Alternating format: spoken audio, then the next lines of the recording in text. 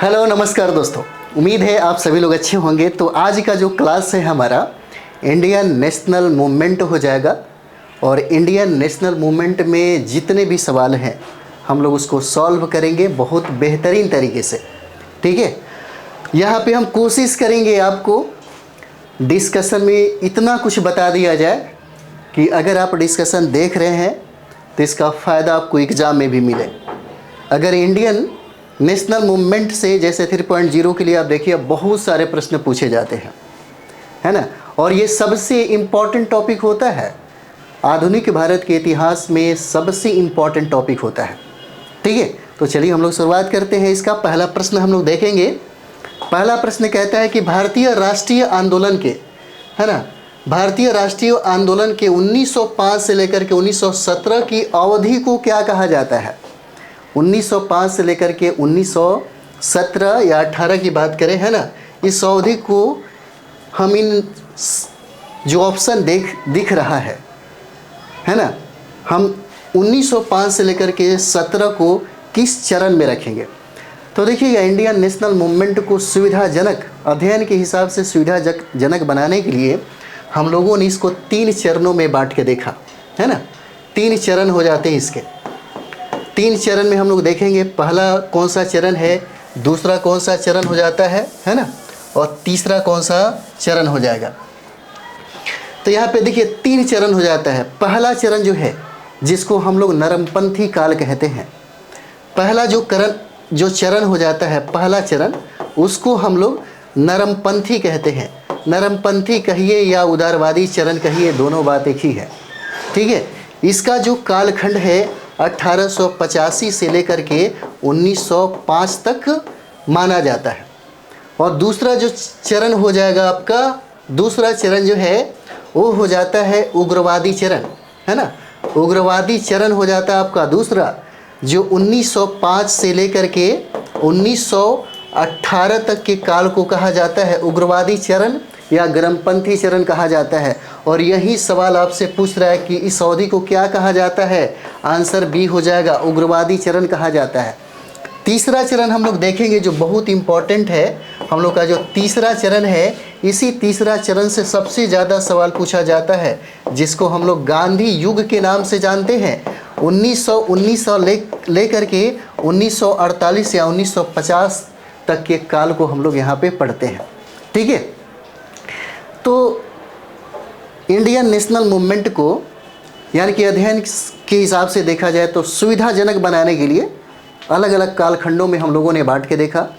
पहला कालखंड की बात करें, जो पहला चरण है, और पहला चरण 1885 से लेकर के 1905 के काल को कहते हैं।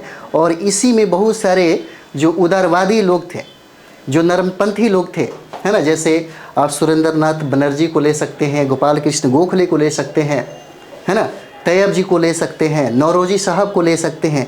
ये सारे के सारे जो लोग थे नरमपंथी लोग थे। और ये जो काल है यानी कि कांग्रेस की स्थापना से लेकर के बंगाल के विभाजन तक के काल को हम लोग नरमपंथी काल कहते हैं। लेकिन प्रश्न आपसे पूछता है कि 1905 से लेकर 17 की अवधि को हम क्या कहते हैं।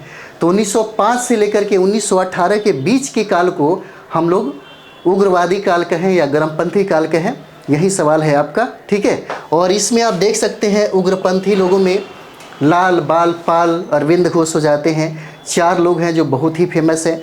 और उग्रवाद के जो जनक की अगर बात कर दिया जाए तो यहाँ पे बाल गंगाधर तिलक को माना जाता है। तीसरा चरण जो बहुत इम्पॉर्टेंट है आपके लिए, गांधी युग के नाम से जानते हैं। 1919 से लेकर के 1948 के काल को हम लोग यहाँ पे रखते हैं। ठीक है, चलिए आगे हम लोग बढ़ते हैं। अगला प्रश्न क्या कहता है। अगला प्रश्न देखिए, यहाँ पे अगला प्रश्न क्या कह रहा है, थोड़ा सा देखते हैं। बहुत इंपॉर्टेंट है ये वाला प्रश्न। यहाँ पे कहता है कि लॉर्ड कर्जन, है ना, लॉर्ड कर्जन जो है कि शासन काल का सबसे मूर्खतापूर्ण कार्य जिसने उग्र राष्ट्रीयता को जन्म दिया क्या था, है ना, क्या था। तो देखा जाए तो ये हो जाएगा 1905 का बंगाल का विभाजन। ये आंसर हो जाता है आपका 1905 का जो बंगाल का विभाजन है, जिसकी वजह से अगर देखा जाए तो लॉर्ड कर्जन 1899 से लेकर के 1905 तक ये भारत में रहते हैं। 1899 से लेकर के 1905 तक इनका शासनकाल रहता है ना। और देखिए 1899 से लेकर के 1905 में बहुत ऐसे काम हैं जो करते हैं, बहुत ऐसे अच्छी काम भी हो जाता है इनके द्वारा, बहुत बढ़िया काम भी करा जाता है, और कुछ ऐसे काम भी किया जाता है जिसके वजह से गोखले जो है इनकी तुलना औरंगजेब से भी कर देते हैं। ठीक है, प्रश्नों के हिसाब से देखा जाए तो प्रश्न का जो आंसर है आपका 1905 का बंगाल विभाजन हो जाता है ना, बंगाल का विभाजन हो जाएगा। देखिए एक ऑप्शन दिया है 1899 का कलकत्ता नगर निगम अधिनियम, है ना। कलकत्ता नगर निगम अधिनियम क्या कहता है, ठीक है। तो यहाँ पे समझिए, देखिए यहाँ पे 1899 में जो कलकत्ता नगर निगम अधिनियम जो बनाया गया है, कर्जन इसमें क्या करते हैं, कर्जन यहाँ पे निर्वाचित जो सदस्य थे उनकी संख्या यहाँ पे घटा देते हैं, है ना। कलकत्ता नगर निगम के अधिनियम के अंतर्गत देखिएगा यहाँ पे इनमें निर्वाचित सदस्य चुने जाते थे, लेकिन वहाँ पे निर्वाचित सदस्यों की कुछ संख्या जो है यहाँ पे क्या करते हैं, घटा देते हैं, है ना। और कुछ लोगों को कर्जन के द्वारा मनोनीत किया जाता है।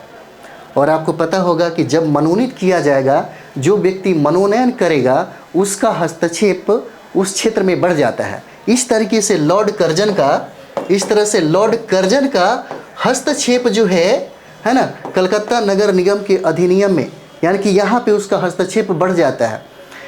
देखिए कर्जन एक बार बोलता भी है कि अगर हमारा समय अगर ख़त्म हो जाए तो मेरा हार्दिक इच्छा है कि एक बार हम कलकत्ता नगर निगम का महापौर बने। ये उसका डिजायर रहता है, वो लालसा रहता है, उसके अंदर जो है ना, ये लालसा बन के ही रह जाता है। नेक्स्ट हम देखते हैं कि कहता है कि 1904 का भारतीय विश्वविद्यालय अधिनियम, है ना। 1904 का कहता है यहाँ पे भारतीय विश्वविद्यालय अधिनियम शिक्षा के क्षेत्र में सुधार करने के लिए एक कमेटी बनाई जाती है। और संयोग देखिए कि कर्जन के द्वारा इसमें एक सीनेट की, है ना, यहाँ पे देखिए सीनेट की संख्या जो है बढ़ा दिया जाता है। यहाँ पे सीनेट की संख्या क्या किया जाता है, बढ़ा दिया जाता है। और कर्जन के द्वारा एक नया कानून यहाँ पे लाया जाता है। कैसा कानून है, तो विश्वविद्यालय अधिनियम के तहत एक नई कानून लागू किया जाता है जिसमें यहाँ के सीनेट की संख्या बढ़ा दिया जाता है। और आशुतोष मुखर्जी कोलकाता के एक बहुत जाने माने, बहुत ही प्रसिद्ध वो व्यक्ति होते हैं जो सबसे ज़्यादा विरोध यहाँ पे करते हैं इस अधिनियम का, है ना, जिसका नाम है आशुतोष मुखर्जी।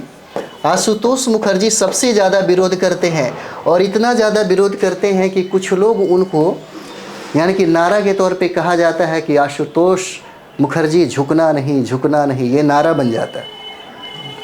ठीक है, तो ये 1900 क्या हो जाता है, 1904 का हो जाता है। ठीक है, एक चीज़ और हम लोग देखेंगे, आगे ही हम लोग देखते हैं, इसमें आगे हम लोग देखते हैं 1905 का जो बंगाल विभाजन है। देखिए 1905 का जो बंगाल विभाजन है, पूछा जाता है आपसे कि यह बंगाल विभाजन कब प्रभावी हो गया, तो यहाँ पे देखिए 16 अक्टूबर को, है ना, 16 अक्टूबर 1905 को यह बंगाल विभाजन क्या होता है, यह प्रभावी हो जाता है।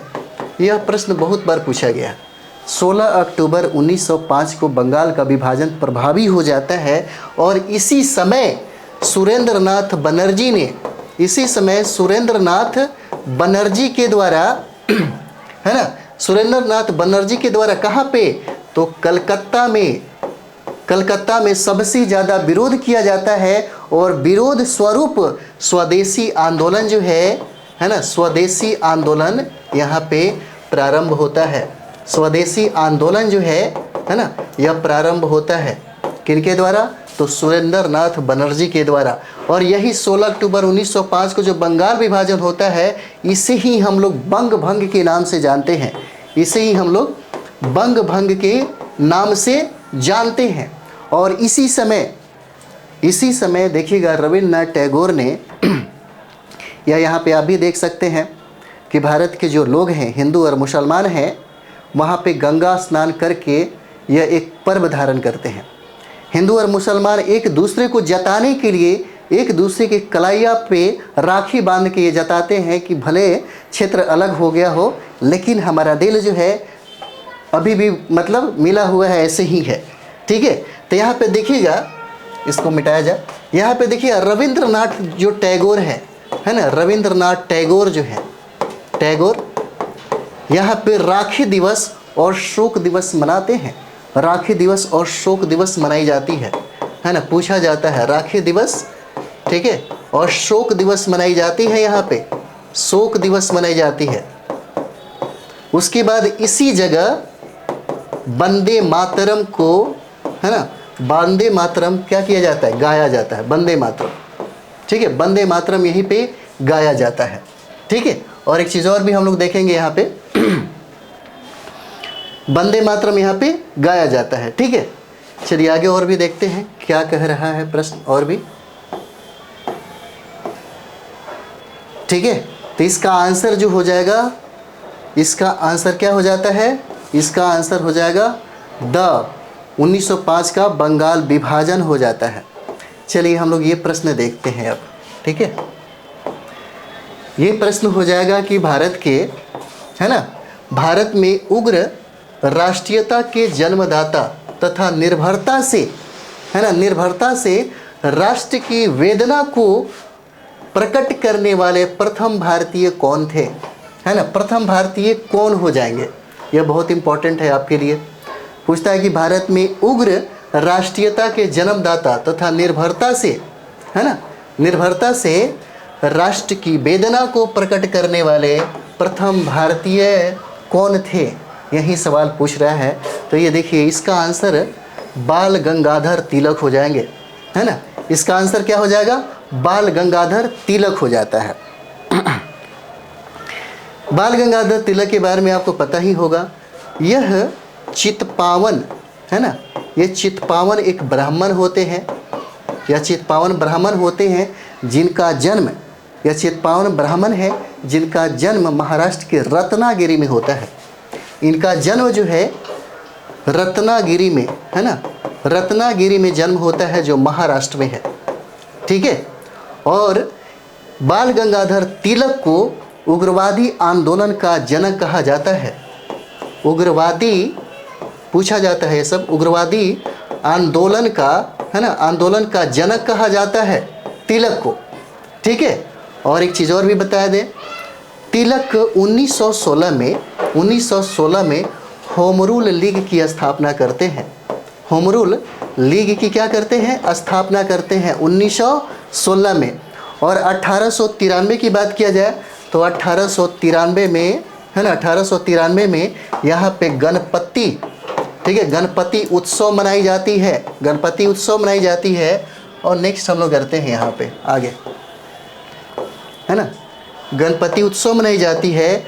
और 1895 में, ठीक है, 1895 में देखिएगा तो यहाँ पे शिवाजी, है ना, शिवाजी उत्सव मनाया जाता है, शिवाजी महोत्सव मनाई जाती है। बाल गंगाधर तिलक का पत्रिका है जो बहुत ही प्रसिद्ध है, बहुत बार सवाल पूछा गया है पत्रिका। एक है मराठी भाषा में, है ना, एक है मराठी भाषा में जिसका नाम है केसरी, है ना, एक है मराठी भाषा में जिसका नाम है केसरी, और एक जो पत्रिका है वो हो जाता है अंग्रेजी भाषा में, है ना, अंग्रेजी भाषा में जिसका नाम है मराठी। ठीक है, जिसका नाम है मराठी, बहुत इंपॉर्टेंट है। मराठी और केसरी दोनों पूछा जाता है, और ये भी पूछा जाता है कि किस भाषा में है, इसलिए मराठी भाषा में है केसरी और अंग्रेजी भाषा में है मराठी, यहाँ पे हो जाता है। इनका एक ग्रंथ भी है जिसका नाम है गीता रहस्य, है ना, गीता रहस्य नाम है इनका, ये एक ग्रंथ है जिनका नाम है गीता रहस्य। एक इम्पॉर्टेंट और भी हो जाएगा, 1896 से लेकर के 97 तक इनको एक ऐसी घटना घटती है जिसके वजह से 18 वर्ष का, है ना, 18 वर्ष का कारावास मिलता है इनको, 18 वर्ष का। उसके बाद 1908 में देखिएगा, 1908 में इनको 6 वर्ष के लिए, है ना, 6 वर्ष के लिए जेल दे दिया जाता है, और ये मांडले जेल चले जाते हैं। ठीक है, मांडले जेल चले जाते हैं यहाँ पे। और देखिएगा इसी समय वैलेंटाइन सिरोल ने इनको भारतीय अशांति का जनक कहा, जिसके वजह से ये मानहानि का मुकदमा मतलब कर दिया इन्होंने और ये लंदन चले गए। हालांकि वहाँ जाने के बाद वो केस हार गए। ठीक है, तो ये हो जाते हैं। चलिए आगे हम लोग देखेंगे। तिलक के बारे में हम लोग बहुत समझ गए। चलिए अगला हम लोग देखेंगे इसी में यहाँ पे हम लोग देखेंगे लाला लाजपत राय के बारे में, है ना। तो लाला लाजपत राय को हम लोग शेरे पंजाब कहते हैं। ठीक है, इनको हम लोग शेर ए पंजाब कहते हैं, शेर ए पंजाब कहा जाता है। इनकी जो पत्रिका थी, इनकी पत्रिका जो है, पूछा जाता है लाला लाजपत राय ने पत्रिका जो निकाली उसका नाम है पंजाबी, है ना, पंजाबी द पीपुल नाम है ना, पंजाबी द पीपुल। और एक पत्रिका है जिसका नाम है यंग इंडिया। ठीक है, यंग इंडिया। इनका पुस्तक जो बहुत ही ज़्यादा प्रसिद्ध है, जो बार बार सवाल पूछता है, इनका जो पुस्तक है लाला लाजपत राय का, वो हो जाता है अनहैप्पी इंडिया हो जाएगा, है ना, अनहैप्पी इंडिया हो जाता है। बहुत बार पूछा गया है यह सवाल। ठीक है, और देखिए 1928 में लाला लाजपत राय को 1928 में साइमन कमीशन का विरोध करते हैं, है ना, साइमन कमीशन का विरोध करते हैं, कमीशन का, जिसके वजह से इनके सर पे लाठी लग जाती है सॉन्डर्स के द्वारा और इनकी मृत्यु हो जाती है। लाठी लगने के बाद उनका एक नारा है जो बहुत ही ज़्यादा प्रसिद्ध होता है। उन्होंने कहा था मेरे शरीर पर पड़े हुए लाठी का एक एक प्रहार अंग्रेजी सरकार के ताबूत का एक एक किल साबित होगा, है ना। ये किसने कहा था? तो ये नारा है लाला लाजपत राय का हो जाता है। ठीक है, लाला लाजपत राय का यह नारा हो जाता है। ठीक है, चलिए उसके बाद हम लोग देखते हैं और हो जाएगा हम लोग और भी देखेंगे बिपिन चंद्र पाल के बारे में। अगर हम लोग देखें यहाँ पे, है ना, तो बिपिन चंद्र के पाल के बारे में भी देख लीजिए। चलिए थोड़ा सा पानी पी लीजिए।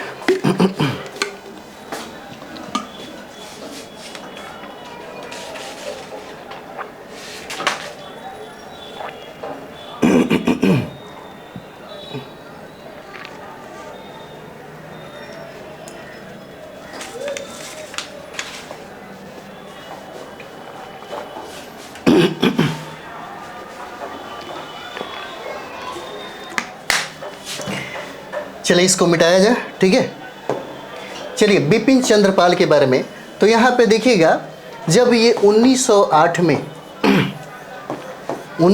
में जब ब्रिटेन से भारत आते हैं, है ना, 1908 में जब बिपिन चंद्र पाल ब्रिटेन से भारत आते हैं तो राजनीति से ये संन्यास ही धारण कर लेते हैं, है ना। इनका जो विचार है वो बदल जाता है, संन्यास धारण नहीं करते बल्कि इनका जो विचार है बदल जाता है। किनका? बिपिन चंद्र पाल का विचार जो है बदल जाता है। उसके बाद यहाँ पे देखते हैं हम सुभाष चंद्र बोस। तो सुभाष चंद्र बोस के बारे में देखिए 1938 में, है ना, कांग्रेस की अध्यक्षता उन्होंने किया था हरिपुरा में। ठीक है, कांग्रेस की अध्यक्षता उन्होंने हरिपुरा में किया था। और हरिपुरा कहाँ पे है? हरिपुरा पूछा जाता है यह गुजरात में है। 1938 में कांग्रेस का अध्यक्ष सुभाष चंद्र बोस को बनाया गया। कब? हरिपुरा का कांग्रेस का अध्यक्ष जो है सुभाष चंद्र को बनाया जाता है। हरिपुरा कहाँ पे है? गुजरात में है। उसके बाद 1939 में देखिएगा ये त्रिपुरी अधिवेशन होता है, त्रिपुरी अधिवेशन। और त्रिपुरी जो है ना, त्रिपुरी जो हो जाएगा यह मध्य प्रदेश में हो जाता है ना। त्रिपुरी जो है यह मध्य प्रदेश में हो जाता है। और यहाँ के भी अध्यक्ष जो है सुभाष चंद्र बोस ही चुन लिए जाते हैं। लेकिन यहाँ पे एक गड़बड़ हो जाता है। त्रिपुरी अधिवेशन जो 1939 का होता है, यहाँ पे एक गड़बड़ हो जाता है। गड़बड़ ये हो जाता है कि यहाँ पे महात्मा गांधी अपना प्रतिनिधि पट्टाभी सितार मैया को खड़ा कर देते हैं। और यहाँ पे सबसे ज़्यादा प्रभाव जो है सुभाष चंद्र बोस का ही है, जिसकी वजह से सुभाष चंद्र बोस को ज़्यादा वोट मिलता है और ये कांग्रेस के अध्यक्ष हो जाते हैं। इससे महात्मा गांधी को बड़ा दुख होता है। तब वो बोलते हैं कि मैं तो एक ही मुट्ठी बालू से कांग्रेस से भी बड़ा संगठन खड़ा कर दूंगा। सुभाष चंद्र बोस को लगा कि क्यों इतना बड़ा ड्रामा हो, अच्छा होगा कि हम ही त्यागपत्र दे देते हैं। जब त्यागपत्र सुभाष चंद्र बोस यहाँ दे देते हैं तो यहाँ यानी कि त्रिपुरी कांग्रेस की जो अध्यक्ष हैं यहाँ पे डॉक्टर राजेंद्र प्रसाद को क्या किया जाता है? बनाया जाता है। डॉक्टर राजेंद्र प्रसाद को यहाँ पे बनाया जाता है। ठीक है, चलिए आगे हम लोग बढ़ते हैं। नेक्स्ट हमारा सवाल हो जाएगा 4 नंबर, हम लोग देखते हैं 4 नंबर क्या कहता है। कहता है कि निम्नलिखित में से कौन सा साधन उग्रवादियों से संबंधित नहीं है। कहता है कौन सा साधन है जो उग्रवादियों से संबंधित नहीं है ना। तो देखिए इसका आंसर ए हो जाएगा, स्वदेशी आंदोलन उग्रवादियों से संबंधित नहीं है। उग्रवादियों से संबंधित क्या हो जाता है, तो पाश्चात्य शिक्षा का सबसे ज़्यादा ये विरोध करते हैं और राष्ट्रीय शिक्षा का प्रचार प्रसार करते हैं, यह इनका साधन है। सरकारी संपत्ति को क्षतिग्रस्त करना इनके एजेंडे में रहता है और शासन तंत्र को अस्त व्यस्त कर देना चाहते हैं। इसलिए देखिएगा 1906 में जब तिलक के विचारों को लेकर के इतना ज़्यादा मतभेद हो जाता है कि नरमपंथियों को संदेह होने लगता है गरमपंथियों पे, और उनको लगता है कि इनका जो आंदोलन है और इनका जो एजेंडा है, जैसे इनका बहुत ज़्यादा अंग्रेजी हुकूमत को किसी भी तरह ये उखाड़ फेंकना चाहते थे, ऐसी इनकी नीतियाँ बन रही थी। और सबसे ज़्यादा डर जो नरमपंथी के लोग थे वो सबसे ज़्यादा भयभीत थे, और उनको लगता था कि इसका प्रभाव जो है स्वतंत्रता आंदोलन में पड़ेगा, इसका असर पड़ेगा, और इसीलिए वो चाहते थे कि उनकी नीतियों को हमेशा दरकिनार कर दिया जाए। और बाद में आप देखिएगा 1907 में जाकर के ये नरम दल और गरम दल दोनों क्या होते, विभाजित हो जाते हैं, सिर्फ विचारधारा को लेकर के। दोनों का विचारधारा जो है अलग अलग है। और यही चीज़ें कहता है कि उग्रवादियों से संबंधित नहीं है तो स्वदेशी आंदोलन नहीं है, बाकी सबका सब है। विदेशी वस्तुओं, सरकारी नौकरियां, प्रतिष्ठानों, उपाधियों तथा संस्थाओं का बहिष्कार एवं सरकार के साथ असहयोग करना इनके नीतियों में होता है। यही वजह होता है कि देखिएगा तिलक कहते हैं कि स्वदेशी आंदोलन को पूरे भारत में फैलाओ और कांग्रेस में अन्य लोगों को भी शामिल करो ताकि इस आंदोलन को और व्यापक आयाम दिया जा सके। लेकिन नरमपंथी इसके खिलाफ थे, इसके विरोध थे, और यही वजह था, ये भी एक कारण था, यानी कि नरम दल और गरम दल के बंटने का। चलिए आगे हम लोग देखेंगे। नेक्स्ट हमारा सवाल हो जाएगा 5 नंबर, है ना। 5वां कहता है कि भारतीय राष्ट्रीयता कांग्रेस की सबसे पहली महिला अध्यक्ष कौन थी। पहली महिला अध्यक्ष पूछता है कि भारतीय राष्ट्रीय कांग्रेस की अध्यक्ष बनने का अवसर उस कौन सी वो महिला थी जो पहली बार मिला। तो देखिए पहली महिला थी एनी बेसेंट, जिनको कांग्रेस की अध्यक्षता बनने का अवसर मिला। देखिए एनी बेसेंट 1917 में, है ना, कलकत्ता अधिवेशन में ये अध्यक्ष बनती हैं। कलकत्ता अधिवेशन में देखिएगा पूछा जाता है, बहुत बार सवाल पूछा गया। कलकत्ता अधिवेशन में ये अध्यक्ष बनती हैं और कांग्रेस की अध्यक्ष बनने वाली ये पहली महिला है ना। क्या है, ये पहली महिला है। ठीक है, 1917 में जब कलकत्ता अधिवेशन हुआ उसकी अध्यक्षता एनी बेसेंट ने किया था और भारत की पहली महिला अध्यक्ष बनने का अवसर एनी बेसेंट को मिला। ठीक है, 1925 में एक और भी नाम आता है यहाँ पे, ये सरोजनी नायडू का जो आप नाम देख रहे हैं यहाँ पे। 1925 में ये, है ना, 1925 में कानपुर का अधिवेशन होता है, कानपुर का अधिवेशन, और कानपुर की अध्यक्षता जो है सरोजनी नायडू को बनाई जाती है और यह भारत की पहली भारतीय महिला अध्यक्ष बनने का अवसर सरोजनी नायडू को ही मिलता है ना, सरोजनी नायडू को मिलता है। ठीक है, ये इंपॉर्टेंट है। दोनों जो पॉइंट आपको दिख रहा है ये बहुत इंपॉर्टेंट है, बहुत ज़्यादा इंपॉर्टेंट है। उसके बाद हम लोग देखेंगे भिकाजी रुस्तम कामा के बारे में। तो देखिएगा 1907 में इन्होंने, है ना, 1907 में इन्होंने तिरंगा फहराया था स्टुटगार्ड में, है ना, और इन्हीं को, भिकाजी रुस्तम कामा को ही भारत क्रांति की जननी कहा जाता है। ये देखिए, भारत क्रांति की जननी कहा जाता है और भारतीय, है ना, भारतीय क्रांति की माता भी कहा जाता है इनको, है ना। भिकाजी रुस्तम कामा को कहा जाता है। और यह पहली ध्वज जो है स्टुटगार्ट में बनाई गई। और स्टुटगार्ट कहाँ पे है, तो जर्मनी में है। बहुत इंपॉर्टेंट है, ये पूछा जाता है आपसे। चलिए आगे हम लोग देखेंगे। 6ठा नंबर हम लोग सवाल देखते हैं, है ना। 6ठा नंबर सवाल क्या कहता है, देखिए छठा यहाँ पे कहता है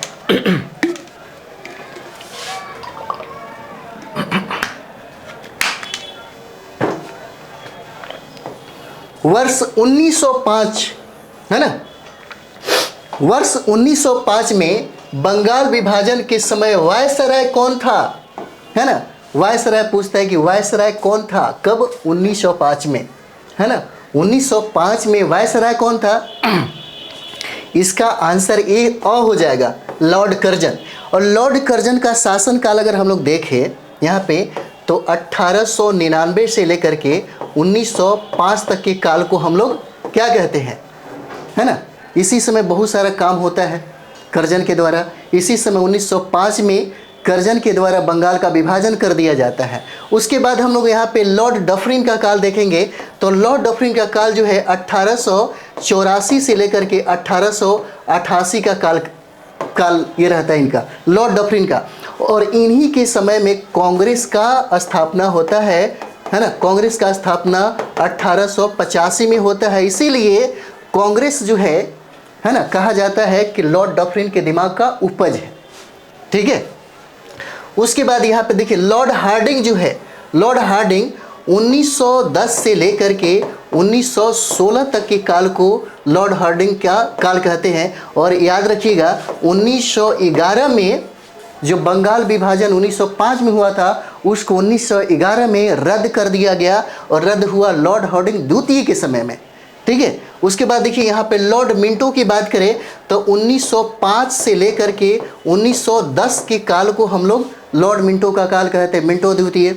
और इन्हीं के समय में देखिए दो काम होता है। पहला यहाँ पे मुस्लिम लीग का गठन होता है ना, मुस्लिम लीग का गठन होता है। और यहीं पे 1909 का एक्ट जो है वो पारित हो जाता है जिसमें पृथक निर्वाचन पद्धति और प्रणाली, है ना, पद्धति और प्रणाली जो है इसमें सम्मिलित कर दिया जाता है, ठीक है। इस समय में ये सब चीज़ें हो रही होती है, ठीक है।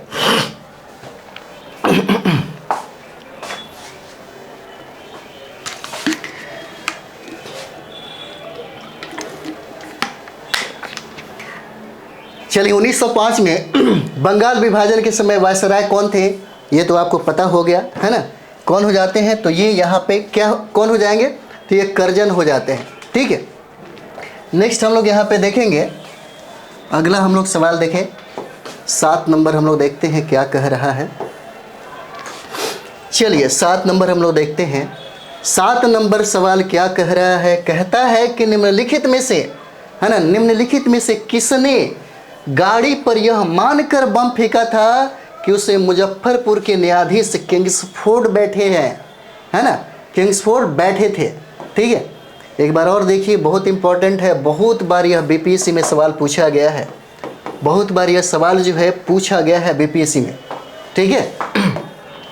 कहता है कि निम्नलिखित में से किसने गाड़ी पर यह मानकर बम फेंका था कि उसमें मुजफ्फरपुर के न्यायाधीश जो है किंग्सफोर्ड बैठे थे। इसका आंसर है आपका श हो जाएगा, खुदीराम बोस और प्रफुल्ल चाकी, है ना। खुदीराम बोस हो जाएंगे और प्रफुल्ल चाकी हो जाएंगे। देखिए इनके बारे में जान लीजिए, बहुत बार प्रश्न पूछा गया है। 18 वर्ष की अवस्था में, है ना, 18 वर्ष की अवस्था में फांसी के फंदों पे चढ़ने वाला पहला व्यक्ति था खुदीराम बोस, है ना। ये पहला व्यक्ति होते हैं खुदीराम बोस जिनको फांसी मुजफ्फरपुर के जेल में दिया जाता है ना, जिनको फांसी जो है मुजफ्फरपुर के जेल में दिया जाता है। और यह जो फांसी है 11 अगस्त 1908 को दिया जाता है। यह भी बहुत बार पूछा गया है। 11 अगस्त 1908 को इनको फांसी दिया जाता है मुजफ्फरपुर के जेल में। 18 वर्ष की अवस्था में सबसे युवा क्रांतिकारी हैं, सबसे युवा हैं। और पहली बार इतना कम उम्र में फांसी के फंदे पे चढ़ने वाले यही खुदीराम बोस हैं, है ना, खुदीराम बोस है। खुदीराम बोस का जो जन्म है, चलिए आगे थोड़ा सा देखा जाए, है ना। खुदीराम बोस का जो जन्म है ना, इनका जन्म पश्चिम बंगाल में होता है। इनका जन्म जो है पश्चिम बंगाल में होता है, मिदनापुर जिला के, है ना, मिदनापुर जिला के एक गांव है जिसका नाम है है ना, हबीबपुर गांव, हबीबपुर गांव नाम रहता है, यहीं पे इनका जन्म हुआ था। खुदीराम बोस का जन्म जो है वह पश्चिम बंगाल के मिदनापुर जिला के हबीबपुर गांव में होता है इनका जन्म, ठीक है। और यहाँ पे देखिएगा ये मात्र तीसरी कक्षा तक पढ़े थे, यह मात्र तीसरी कक्षा तक पढ़े थे, ये तीसरी कक्षा तक, मात्र तीसरी कक्षा तक पढ़े थे। इनका जन्म पश्चिम बंगाल के मिदनापुर जिला के हबीबपुर गांव में हुआ था। कहा जाता है कि खुदीराम बोस जो है मात्र तीसरी कक्षा तक ही पढ़े थे। और इनके बारे में ये भी कहा जाता है कि भारतीय राजनीति में पहली बार, है ना, भारतीय राजनीति में पहली बार इन्होंने बम का प्रयोग किया, बम का प्रयोग किया पहली बार। और ये युगांतर दल के सक्रिय नेता भी थे, सक्रिय सदस्य भी थे युगांतर दल के ये युगांतर दल के सक्रिय सदस्य थे, है ना, सक्रिय सदस्य थे। पूछा जा सकता है आपसे, बहुत इंपॉर्टेंट है। और इनके जो मित्र थे जिनका नाम है प्रफुल्ल चाकी, वो आत्महत्या कर लेते हैं, ठीक है। वो यहाँ पे क्या करते हैं, आत्महत्या कर लेते हैं, यहीं पे वो आत्महत्या कर लेते हैं। चलिए आगे हम लोग बढ़ते हैं। अगला प्रश्न क्या कह रहा है, चलिए अगला प्रश्न हम लोग देखते हैं। अगला प्रश्न कहता है कि गदर पार्टी के एक प्रमुख नेता थे, कौन है भाई, गदर पार्टी के प्रमुख नेता। तो गदर पार्टी के प्रमुख नेता लाला हरदयाल हो जाते हैं, है ना, लाला हरदयाल है। गदर पार्टी के संस्थापक ये है, संस्थापक, है ना, संस्थापक है गदर पार्टी के। और सचिव की बात किया जाए कि सचिव इस समय कौन है, तो सचिव जो है ये सोहन सिंह हो जाते हैं, है ना, सोहन सिंह हो जाएंगे, ठीक है। गदर पार्टी के संस्थापक लाला हरदयाल हैं और सचिव सोहन सिंह है। और इसकी स्थापना जो हुआ यूएसए के सैन फ्रांसिस्को में होता है ना, सैन फ्रांसिस्को में इसकी स्थापना होता है, ठीक है। गदर पार्टी की स्थापना अमेरिका में होता है, सैन फ्रांसिस्को में। इसके संस्थापक डॉक्टर लाला हरदयाल होते हैं। और यहाँ पे गदर पार्टी की जो सचिव हैं वो सोहन सिंह को बनाया जाता है, ठीक है। चलिए नेक्स्ट हम लोग बढ़ते हैं अगले प्रश्न की तरफ। चलिए आगे बढ़ते हैं हम लोग। इसमें कहता है कि स्वराज मेरा जन्मसिद्ध अधिकार है और उसे मैं लेकर रहूँगा, यह किसने कहा था, है ना। ये बहुत प्रसिद्ध उक्ति है और सब बचपन में ही सारे लोग पढ़े होंगे। तो ये बाल गंगाधर तिलक कहते हैं, है ना, बाल गंगाधर तिलक की एक बात कहते हैं। बाल गंगाधर तिलक क्या कहते हैं, स्वराज मेरा जन्मसिद्ध अधिकार है और उसे मैं लेकर रहेंगे, है ना। देखिए अरविंद घोष का भी कुछ, इनका भी कुछ कथन रहता है। तो कथन बीपीएससी में कथन से भी अगर इतिहास पढ़िएगा तो इतिहास में अगर जितना भी प्रश्न देखिएगा हमेशा बीपीएससी इतिहास से कथन 2-3 पूछ ही देता है, कभी कभी संख्या बहुत ज़्यादा हो जाता है, इसलिए कथन पे भी फोकस करना जरूरी है।